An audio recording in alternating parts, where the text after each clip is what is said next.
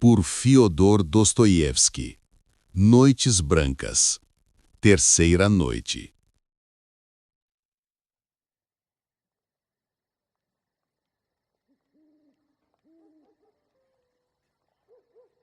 Terceira noite. Hoje o dia esteve triste, chuvoso, sem luz, como a minha futura velhice. Fui assediado por estranhos pensamentos, sentimentos turvos, questões ainda obscuras para mim, comprimiam-se dentro do meu cérebro, sem que eu tivesse força ou vontade para as solucionar. Não seria eu quem poderia resolver tudo isso. Hoje não nos veremos. Ontem, quando nos deixamos, as nuvens espalhavam-se no céu e o nevoeiro adensava-se. Disse que o dia seria mau. Ela não respondeu, pois não queria falar contra si própria. Para ela, esse dia é luminoso e claro, e nenhuma nuvem poderá eclipsar a sua felicidade. Caso chova, não nos veremos. Dissera ela. Não virei. Pensei que ela não iria notar a chuva de hoje, mas, no entanto, não veio. Ontem foi o nosso terceiro encontro, a nossa terceira noite branca. Ainda assim, como a alegria e a felicidade tomam belas as pessoas, como o amor enche o coração. Quando nos sentimos felizes, parece-nos que o coração nos vai transbordar para o coração do ente amado. Queremos que todos estejam alegres, que todos se riam. E como é contagiosa esta alegria! Ontem exprimia-se nas suas palavras a ternura e a bondade que, em relação a mim, existiam no seu coração. Como ela se preocupava comigo, como me acariciava, como encorajava o meu coração. Oh, quanta garridice a felicidade inspira! E eu tomava tudo como coisa segura, fui ao ponto de pensar que ela... Mas, Deus meu, como posso ter acreditado em tal coisa? Como posso ter sido tão cego que não vi que nenhum daqueles tesouros me era destinado e que, afinal, aquela ternura, aquela solicitude, aquele amor, sim, o seu amor por mim, nada era, em suma, mais do que a alegria que se antevia próxima de ir estar com o outro e, por outro lado, o desejo de impor a mim também a sua felicidade. Quando ela viu que ele não chegava, que esperáramos em vão, então entristeceu, ficou tímida e receosa. Todos os seus gestos, todas as suas palavras se tomaram menos naturais, menos joviais e menos alegres. E coisa estranha, as suas atenções por mim redobraram, como se instintivamente tivesse querido derramar sobre mim o que desejava para si própria, o que começava a temer que não se realizasse. A minha Nastenka estava agora de tal modo tímida e amedrontada que me parece que compreendera, finalmente, e só nesta altura, que eu sofria e que a amava, apiedando-se do meu pobre amor. Na verdade, quando estamos infelizes, sentimos com maior violência a infelicidade dos outros. O sentimento não se destrói, concentra-se. Eu viera com o coração aberto, contando as horas que faltavam para o encontro. Nem sequer admitia que hoje iria ficar deprimido, que tudo acabaria de uma maneira diferente da habitual. Ela resplandecia de felicidade, esperava ansiosamente a resposta, e a resposta era ele próprio. Ele ia chegar, a correr ao seu apelo. Nastenka viera antes de mim uma boa hora antes. Primeiro explodia em gargalhadas ao mínimo pretexto. Qualquer palavra minha lhe provocava o riso. Comecei a falar, e depois calei-me. Sabe por que razão estou hoje tão contente por o ver? Porque gosto tanto de si hoje. Diga lá, pedi, e o meu coração batia descompassadamente. Gosto de si porque o Senhor não se apaixonou por mim. Outro no seu lugar importunar-me-ia, insistiria, suspiraria, desfaleceria. O Senhor, pelo contrário, é tão gentil. Nesta altura, apertou a minha mão com tanta força que quase dei um grito. Riu-se. Meu Deus, que amigo o Senhor tem sido! Foi Deus que o pôs no meu caminho. Pense no que seria de mim se o Senhor não estivesse agora ao meu lado. Como é desinteressado, como gosta de mim. Quando casar, seremos muito amigos, mais do que se fôssemos irmãos. Amá-lo-ei quase tanto a si como a ele. Naquele instante senti um pungente desgosto. Algo houve, no entanto, que em mim se agitou como uma gargalhada. A Nastenka está excitada, disse eu. Está com medo. Receia que ele não venha. Vá para o diabo. Se eu estivesse menos feliz, julgo que choraria devido à sua descrença e às suas censuras.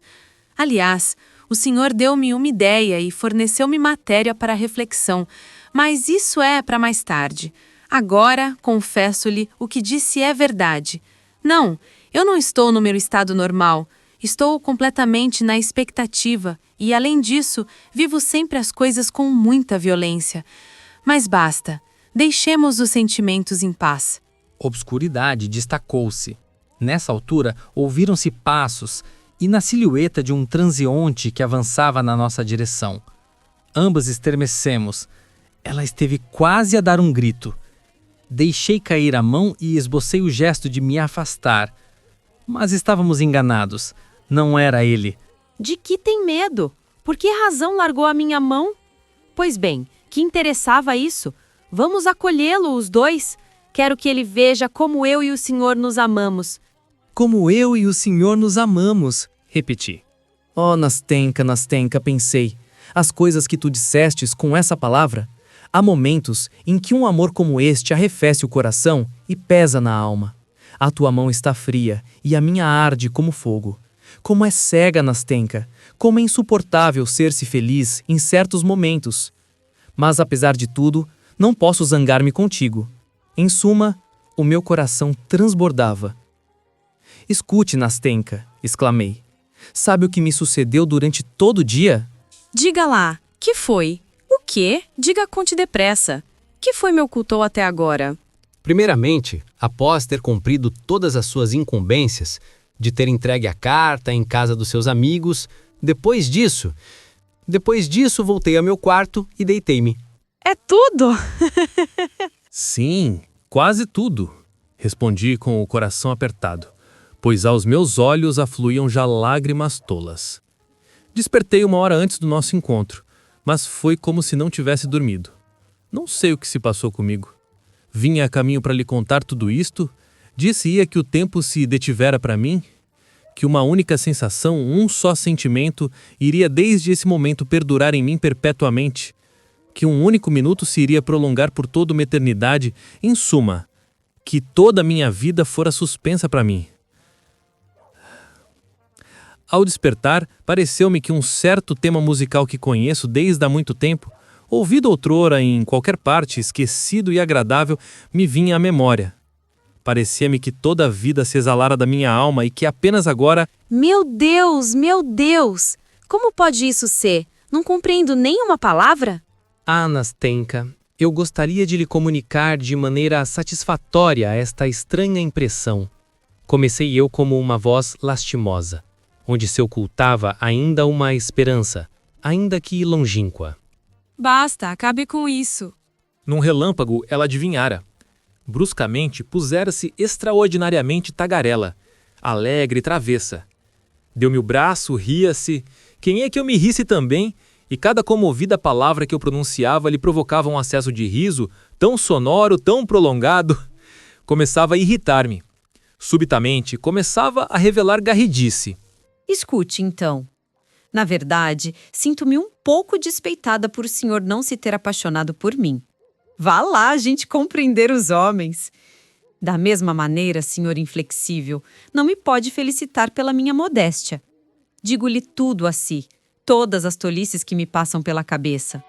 Ouça, são 11 horas segundo o jugo, disse eu quando as pancadas sonoras de um sino ressoaram ao longe numa torre do centro da cidade.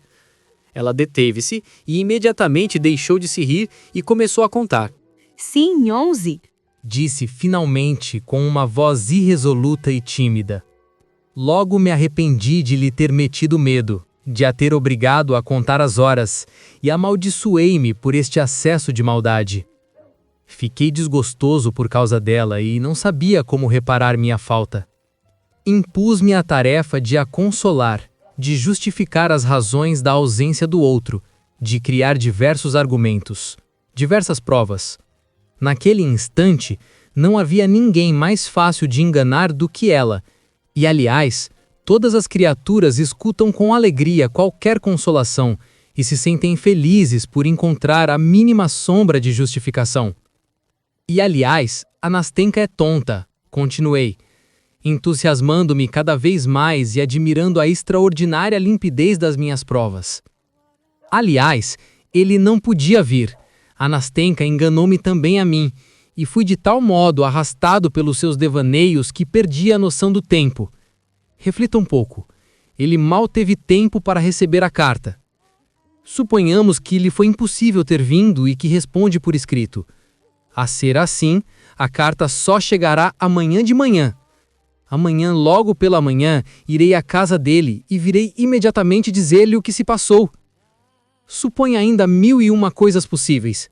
Ele não estava em casa quando a carta chegou e, portanto, não a pôde ainda ler. Tudo pode acontecer, não é verdade? Sim, sim. Não tinha ainda pensado nisso. Naturalmente, tudo pode acontecer. Olhe, eis o que deve fazer. Irá amanhã, o mais cedo possível, e se obtiver qualquer informação, virá transmitir-ma imediatamente. Sabe onde eu moro? Depois ficou subitamente muito terna e tímida comigo. Tinha o ar de escutar com atenção o que eu lhe dizia, mas quando lhe fiz não sei que pergunta, ficou em silêncio, perturbou-se e desviou o rosto. Olhei-a nos olhos, era o que eu temia. Estava a chorar. Então, como é possível? Não seja criança. Não continue, por favor. Ela tentou sorrir, acalmar, mas o queixo tremia-lhe e o seio agitava-se, arfante. Penso em si. O senhor é tão bom que seria preciso ser de pedra se não o sentisse. Sabe o que acaba de me ocorrer? Comparo-vos um ao outro. Por que não é ele o senhor? Por que não é como o senhor? Eu nada respondi. Ela esperava, segundo me pareceu, que eu dissesse qualquer coisa. Não é tão bom, e no entanto amo-o mais do que a si. É verdade que talvez não o compreenda ainda completamente, que não o conheça totalmente. Bem vê, sempre tive uma espécie de medo dele.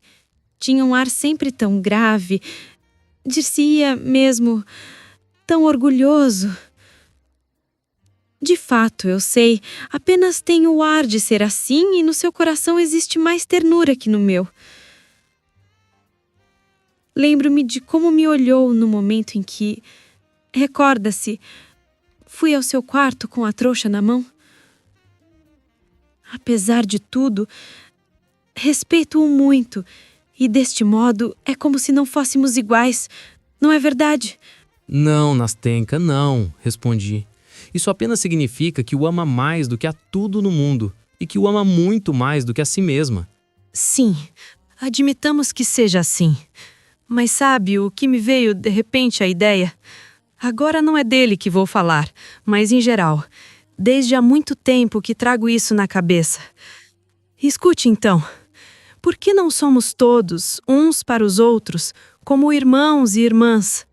Por que razão mesmo o melhor dos homens tem sempre qualquer coisa a esconder a outro e se cala diante dele? Por que não dizer francamente, à vontade, o que está no coração, quando se sabe que não se falará em pura perda?